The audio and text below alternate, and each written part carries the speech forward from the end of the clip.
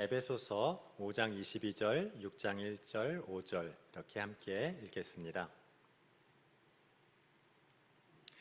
아내들이여 자기 남편에게 복종하기를 주께 하듯 하라. 자녀들아 주 안에서 너희 부모에게 순종하라. 이것이 옳으니라. 종들아 두려워하고 떨며 성실한 마음으로 육체의 상전에게 순종하기를 그리스도께 하듯 하라. 아멘. 오늘은 하나님 나라 살아가기라는 제목으로 하나님의 말씀을 나누도록 하겠습니다. 오늘은 하나님 나라를 살아가기 위해 순종을 배워야 한다는 에베소서 말씀을 공부하는 시간을 좀 갖도록 하겠습니다.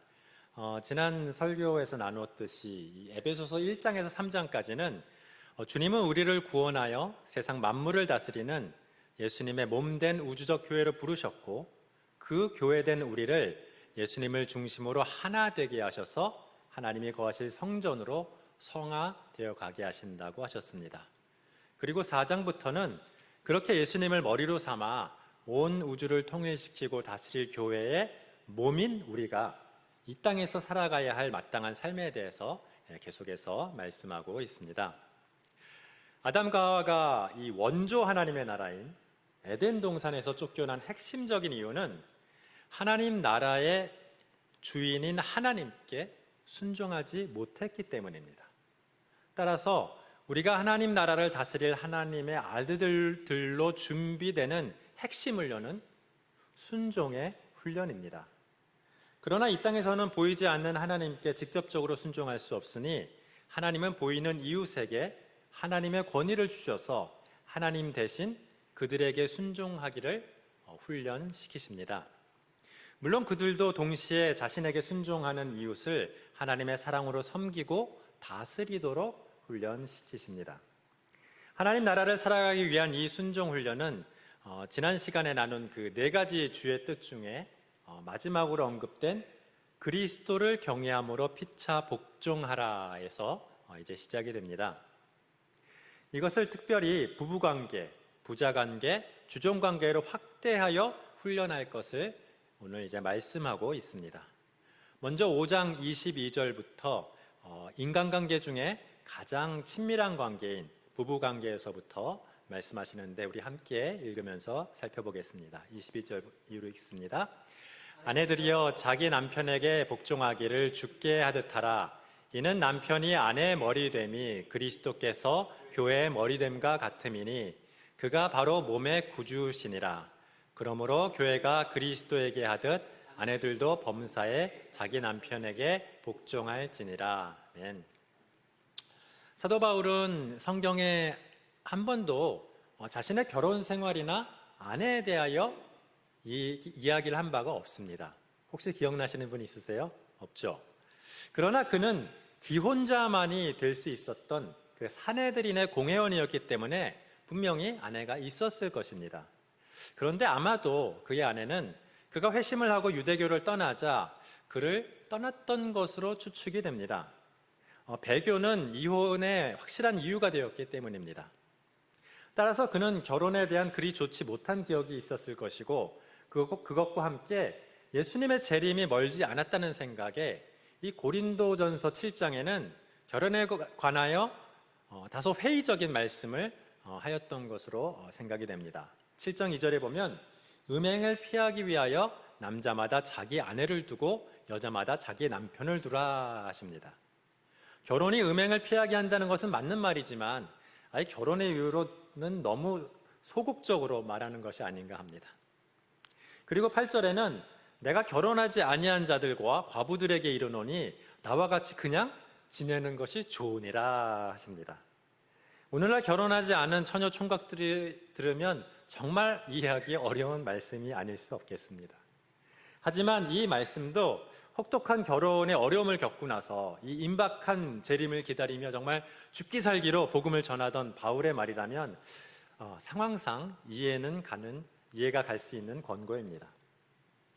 그러나 한 10년쯤 이제 지나서 이 에베소서를 집필할 무렵에 바울은 재림이 그렇게까지 임박한 것이 아니라는 생각을 한 것 같습니다.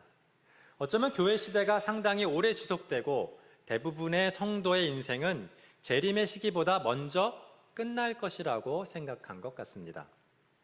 그러던 중 바울은 결혼이란 그리스도와 교회와의 관계와 같다라는 이 깨달음을 갖게 되었습니다. 아니, 그 정도가 아니고 하나님은 결혼을 통해 이 땅에 하나님의 나라를 세워가며 하나님과 우리와의 관계를 가르치시고 훈련시키신다는 비밀을 깨닫게 됩니다. 이 깨달음을 바탕으로 바울은 남편과 아내의 관계인 결혼의 의미를 재해석하여 하나님의 말씀을 이제 에베소서에서 선포합니다. 먼저 아내들에게 주님께 복종하듯 남편에게 복종하라 하십니다. 오늘날 MZ세대들이 들으면 이건 시대착오적인 말씀이 아니냐 할 것입니다. 그러나 그 당시는 지금과 달리 이 부부관계는 거의 주종관계였습니다. 남편이 아내를 자녀 양육과 가사를 책임지는 도구 정도로 생각하고 다른 여자가 생기면 쉽게 버릴 수 있던 그런 시대였습니다. 따라서 마태복음 5장 32절에 음행한 이유 없이는 이혼하지 말라는 예수님의 말씀이나 본문에 그리스도가 교회를 사랑하고 희생하듯이 아내를 사랑하라는 이런 말씀은 그 당시에 아주 혁신적인 말씀이었습니다. 여기서의 복종도 그 시대 배경을 이해하고 해석해야 할 것입니다. 자, 여기서 이 복종하다는 영어로는 submit이고 헬라어로는 휘포타소인데 명령 아래 있다라는 어원을 가지고요. 복종하는 상태에 있다. 복종하는 상태에 있다라는 그런 의미가 강합니다. 이 상태적인 의미가 강합니다. 또 여기서 순종하다는 영어로 obey인데 헬라어로 휘파쿠오인데 이 아래에 서서 듣다라는 어원을 가지고 순종하는 행위를 강조하는 말입니다. 그러니까 복종은 상태를 강조하고요. 이 순종은 행위를 좀 강조합니다. 또한 이 복종은 내가 어떤 이 뜻을 이해하건 이해하지 못하건 따르는 것을 말하고요. 순종은 확실하게 좀 이해를 하고 따르는 것을 말합니다. 그런 뉘앙스가 있습니다. 피조물인 인간이 창조자인 하나님께 복종하는 것은 성경의 중심적인 사상입니다. 피조물인 그 성경을 통해 하나님을 이해하게 되면 그분의 명령에 복종을 넘어 이제 순종을 하게 됩니다. 그러나 하나님의 모든 말씀을 다 이해할 수는 없으므로 순종할 수 없는 상황에서도 복종을 하는 것이 하나님 나라를 질서 있게 세워가는 근간이 됩니다. 가정도 하나님의 나라의 축소판으로서 결혼을 통해 하나님께서 남편에게 권위를 주시고 가장으로 세우셨습니다. 따라서 가정을 질서 있고 평화롭게 세우기 위해 아내는 남편에게 부여한 하나님의 권위를 인정하고 복종하는 관계를 갖게 됩니다. 이건 남편이 잘나서가 아니고 주님을 섬기고 하나님의 나라를 세워가기 위해서입니다. 그러면 왜 남편이 아내에게 복종하는 것이 아니고 아내가 남편에게 복종해야 하는가 하고 물으실 수 있습니다. 남녀 평등에 위배되는 것이 아닌가 물으실 수 있죠. 그러나 성경은 모든 인간의 평등을 이야기하며 여자나 아이도 예외가 아닙니다. 다만 남편이나 부모나 상전에게 권위를 부여하고 이 권위에 복종하고 순종하는 관계를 설정함을 통해 질서 있고 평화로운 사회를 만들고 하나님 나라를 가르치기 위해서입니다. 이 복종과 순종이 없이 서로가 자기 주장을 하여 이 대립을 하면 부부관계나 부자관계나 이 주종관계의 평화가 깨어지고 무질서해져서 오히려 모두가 고통받기 때문입니다. 또 한편 남편을 가장으로 세운 이유는 남자가 권위에 대한 욕구가 더 강하고 여자가 사랑받고 싶은 욕구가 더 강하기 때문인데 물론 약간의 예외는 있을 수 있겠습니다. 예를 들면 드라마에 가끔 나오는 것처럼 아내가 사장이고 남편이 직원인 경우가 있습니다. 그러면 회사에서는 하나님께서 아내에게 권위를 주신 것이므로 남편이 아내에게 순종하고 집에서는 아내가 남편에게 복종하는 것이 성경적입니다. 이처럼 권위자에게 복종하는 것은 불평등한 관계를 만드는 것이 아니고 평등한 관계 가운데 하나님의 권위를 인정하며 하나님 나라의 질서를 세워가는 것입니다. 23절에는 하나님 나라에서 성도인 교회가 교회의 머리인 그리스도께 복종하는 것은 가정에서 아내가 아내의 머리인 남편에게 복종하는 것과 같다고 합니다. 그리고 24절에는 범사에 복종하라 합니다. 이는 매사에 남편의 명령에 따르라는 말이 아니고 가정의 모든 중요한 결정은 남편에게 위임하라는 말씀입니다. 이를 모두 남편 뜻대로 하라고 무리하게 해석해서는 안 됩니다. 남편은 아내를 사랑함으로 매사에 아내의 말을 잘 듣고 아내가 행복하도록 잘 판단하고 결정하는 그런 가장의 역할을 해야 할 것입니다. 25절에서 27절 우리 함께 읽고 살펴보겠습니다. 남편들아 아내 사랑하기를 그리스도께서 교회를 사랑하시고 그 교회를 위하여 자신을 주심같이 하라. 이는 곧 물로 씻어 말씀으로 깨끗하게 하사 거룩하게 하시고 자기 앞에 영광스러운 교회로 세우사 티나 주름 잡힌 것이나 이런 것들이 없이 거룩하고 흠이 없게 하려 하심이라. 아멘. 아내에게 남편 복종을 말하자마자 오해하지 않도록 바로 남편에게 아내 사랑을 말씀하십니다. 이는 아내에게 남편을 섬기라는 일방적인 말씀이 아니라 남편과 아내가 서로 섬겨야 한다는 말씀을 강조하기 위해서입니다.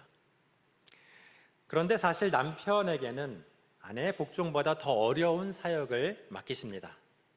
이는 사랑과 희생입니다. 예수님의 교회를 사랑하여 십자가에 죽으셨던 것처럼 남편은 아내를 사랑하기 위하여 자신을 희생해야 한다고 하십니다. 사실 나와 전혀 다른 생각을 가진 아내와 평화롭게 산다는 것은 정말 나를 버리고 나를 불사르기까지 내어주지 않으면 어려운 일입니다. 사도 바울처럼 좀 어려운 결혼을 경험하신 분일수록 더 깊이 공감하지 않을 수 없는 말씀입니다. 희생이 없는 참된 결혼은 불가능한 것이죠. 26절에 물로 씻어 말씀으로 깨끗하게 한다는 말씀은 그리스도의 구속 사역을 말하는 것으로 물로 씻는다는 것은 세례를 의미합니다. 이는 결혼식 전에 신부가 몸을 물로 씻는 것을 연상하게 하며 성도의 죄를 씻어 깨끗하고 거룩하게 하는 것을 상징하는 말씀입니다. 27절에 예수님 앞에 그의 신부인 성도를 영광스러운 교회로 세우는 것은 미래의 마지막 날에 완성될 일이지만 또 동시에 지금도 성도에게 일어나고 있는 일입니다. 남편들은 아내를 위하여 자신을 버리고 희생하고 사랑하면서 예수님의 사역을 더욱더 이해하고 하나님 나라에서 사랑으로 다스리는 사역을 배워가게 되는 것입니다. 28절부터 29절 함께 읽겠습니다. 이와 같이 남편들도 자기 아내 사랑하기를 자기 자신과 같이 할지니 자기 아내를 사랑하는 자는 자기를 사랑하는 것이라. 누구든지 언제나 자기 육체를 미워하지 않고 오직 양육하고 보호하기를 그리스도께서 교회에게 함같이 하나니 우리는 그의 몸의 지체임이라. 아멘. 창세기 2장 22절에는 남자가 부모를 떠나 그의 아내와 합하여 둘이 한 몸을 이룰지니라 라고 말씀하고 있습니다. 결혼으로 둘이 한 몸이 되었으므로 아내를 사랑하는 것은 남을 사랑하는 것이 아니고 자기의 몸을 사랑하는 것입니다. 이는 예수님이 자신의 몸된 교회와 그 구성원인 성도들을 사랑하는 것과 같은 것입니다. 아내를 미워하는 것은 자신의 몸을 미워하는 것이고 아내의 소홀한 것은 자신의 몸에 소홀한 것입니다. 마태복음 22장 39절에 율법의 두 번째 계명은 개역 한글로 보면 내 이웃을 내 몸과 같이 사랑하라 하신 것입니다. 이는 그 사랑의 대상으로 아내가 이웃 중에 첫째라고 해석할 수도 있지만 내 아내는 이미 내 몸이니 내 이웃을 내 아내 사랑과 같이 하라고 이해할 수도 있겠습니다. 그래서 지혜로운 우리 조상들은 남편과 아내는 한 몸이기에 촌수를 몇 촌으로 하죠? 0촌으로 계산합니다. 2촌간인 형제 자매나 1촌간인 부모 자식과도 비교할 수 없는 관계입니다. 31절부터 읽겠습니다. 그러므로 사람이 부모를 떠나 그의 아내와 합하여 그 둘이 한 육체가 될지니 이 비밀이 크도다. 나는 그리스도와 교회에 대하여 말하노라. 그러나 너희도 각각 자기의 아내 사랑하기를 자신같이 하고 아내도 자기 남편을 존경하라. 네, 사도 바울은 남편과 아내가 한 몸인 것은 그리스도와 교회가 한 몸인 것을 나타내는 비밀이라고 합니다. 어떻게 우리가 하나님의 아들이 됩니까? 겨우 구원받은 죄인인데 하나님의 종이라고 해도 황송한데 어떻게 아들이 됩니까? 이는 우리가 예수님과 연합된 한 몸이기 때문입니다. 예수님과 형제 자매라서 이촌이 아니고요, 예수님과 한 몸이라서 영촌입니다. 우리는 예수님의 신부입니다.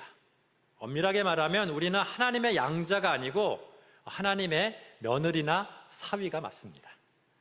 그래서 예수님과 영촌인 이 예수님의 신부요 한 몸이기에 하나님의 유업을 물려받을 아들이요 상속자로 인정이 되는 것입니다. 아들이 없어서 필요한 이 양자가 아니고 아들과 함께 상속받는 며느리요 사위라고 볼 수 있겠습니다.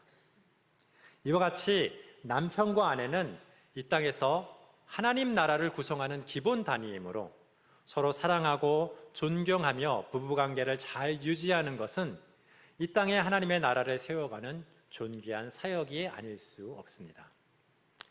6장 1절부터 함께 읽겠습니다. 자녀들아, 주 안에서 너희 부모에게 순종하라. 이것이 옳으니라. 내 아버지 어머니를 공경하라. 이것은 약속이 있는 첫 계명이니 이로써 내가 잘되고 땅에서 장수하리라. 또 아비들아, 너희 자녀를 노엽게 하지 말고 오직 주의 훈련과 훈계로 양육하라. 아멘.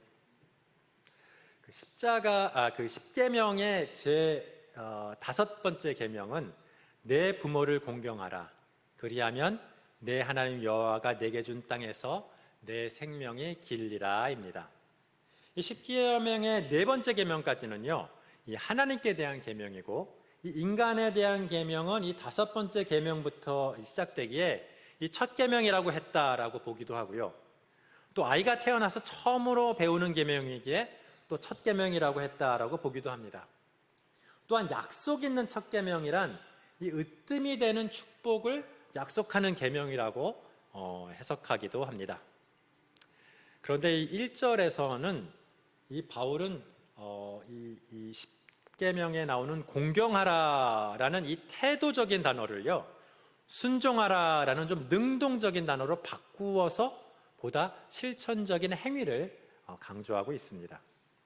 순종하라라고 번역한 아까 얘기한 휘파쿠오는 아래에 서서 듣다는 어원을 가지니까 listen and understand, 즉 듣고 이해하라는 말이기도 합니다. 그래서 한국말로 의역하면 부모님 말씀 잘 들으라는 말입니다. 결국은요. 네. 그런데 순종에는 여기에서 순종에는 주 안에서라는 단서를 붙입니다. 왜냐하면 부모를 순종하는 이유는 하나님이 부모님께 주신 권위를 근거로 하는 것이므로 만일 부모님이 하나님의 뜻에서 벗어나면 순종할 수 없기 때문입니다. 그래서 자세히 보면 부모를 공경하라는 말에는 주 안에서라는 전제가 없습니다.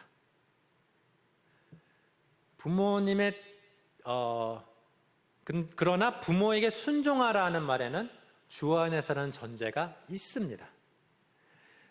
부모님의 뜻이 이 주 뜻에서 벗어나더라도 공경은 해야 하지만 순종은 하지 않을 수 있다는 의미입니다. 특히 믿지 않는 가정에서 믿음을 갖게 되면 매우 어려운 처지에 놓일 것입니다. 물론 믿지 않는 부모님의 믿음을 버리라는 말씀이라든지 악을 행하라는 말씀에는 절대 순종할 수 없지만 늘 공경하는 마음을 갖고 주님 뜻에서 크게 벗어나지 않는 말씀에는 모두 순종해야 하는 것입니다. 이는 하나님 나라를 이 땅에 세워가는 또 다른 사역입니다. 자녀가 부모님께 순종함으로 가정의 하나님 나라의 질서는 더욱 든든히 세워져 갑니다. 이러한 순종을 통해 성도는 하나님 나라를 상속받을 아들로 양육되고 훈련되는 것입니다.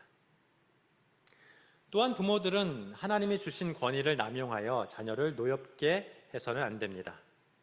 특히 아버지가 자녀를 노엽게 하는 경우가 많아서 부모들아라고 하지 않고 아비들아라고 했습니다. 내 마음 내키는 대로 내 감정을 실어서 훈계를 해서는 안 됩니다. 노한 감정으로 훈계하고 벌을 주면 그 노한 감정을 전달하게 되어 그것을 받는 자녀들도 노엽게 됩니다.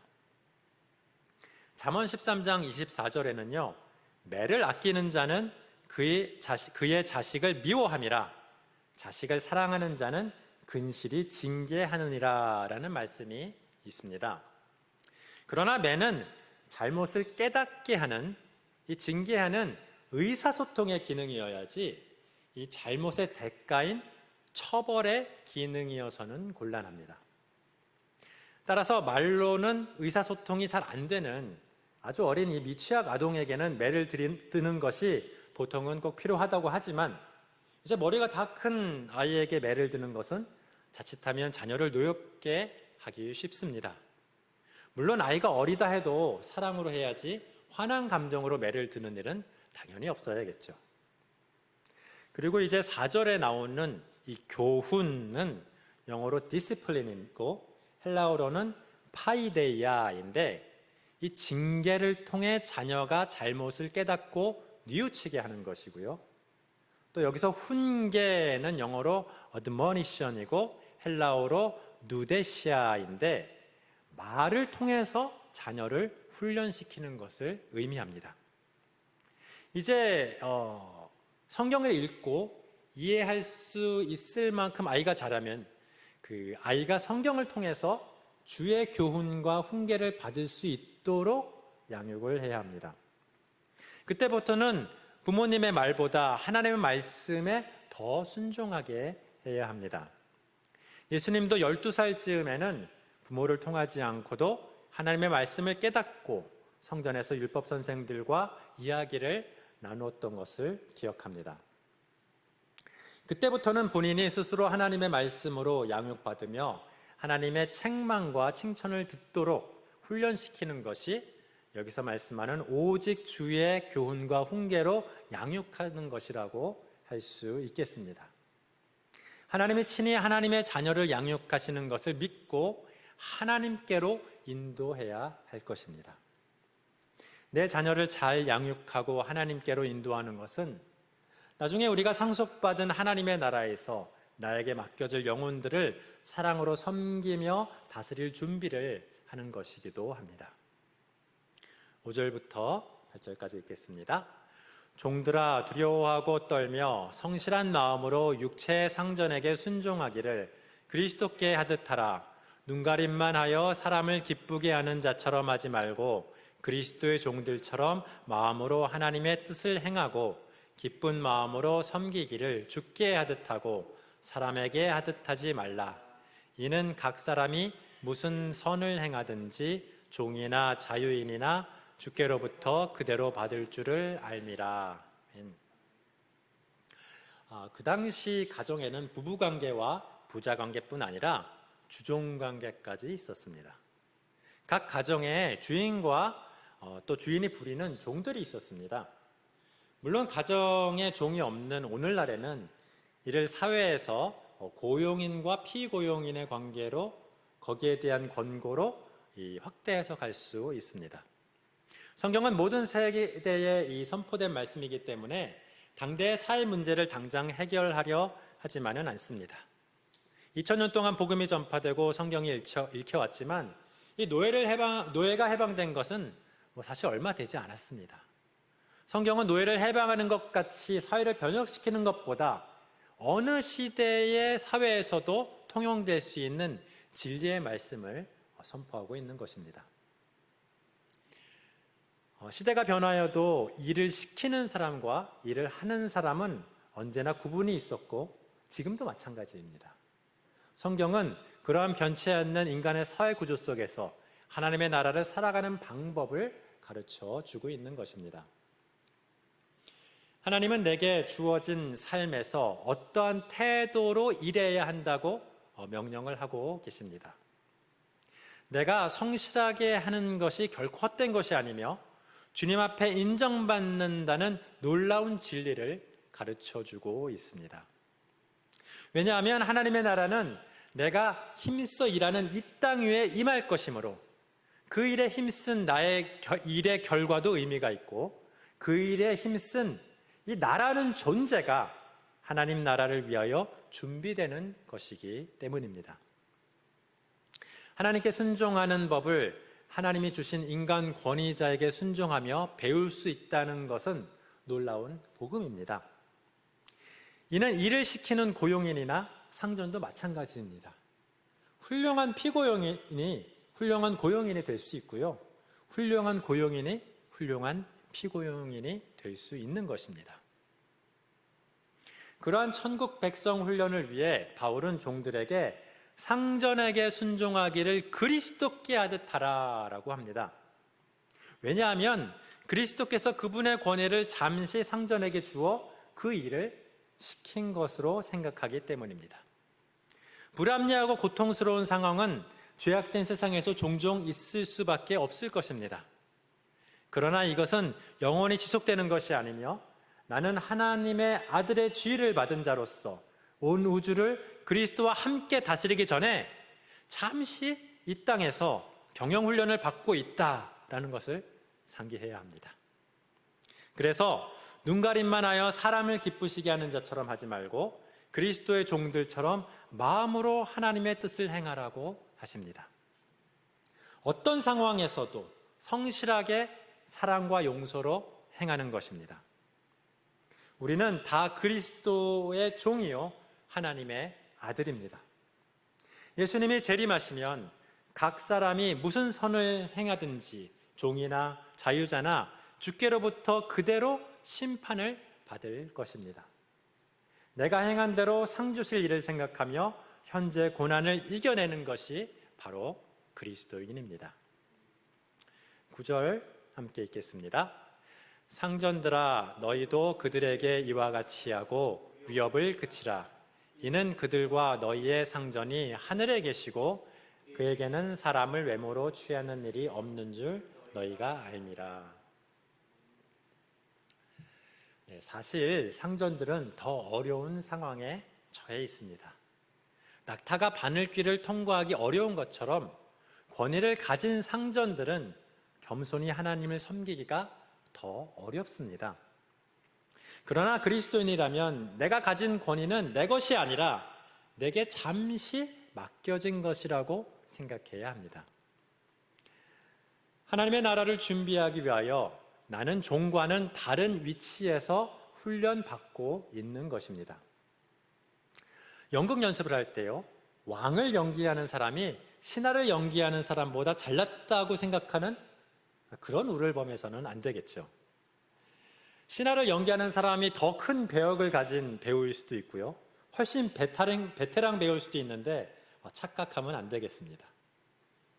우리는 함께 그리스도를 주인으로 모시고 성실하게 내게 맡겨진 배역을 감당하는 이 땅의 영적인 동료 연습생들입니다. 종이든 상전이든 하나님 나라를 상속받기에 합당한 하나님의 아들로 거듭나기 위해서 피땀 흘려 훈련받는 영적인 학생이라는 것을 꼭 기억하고 서로 사랑하면서 내게 주어진 일을 성실히 감당해야 할 것입니다. 이를 깊이 이해함으로 이 땅에서부터 하나님의 나라를 보다 실감나게 살아가는 저와 여러분이 되시기를 예수님의 이름으로 축원합니다. 이렇게 기도하겠습니다.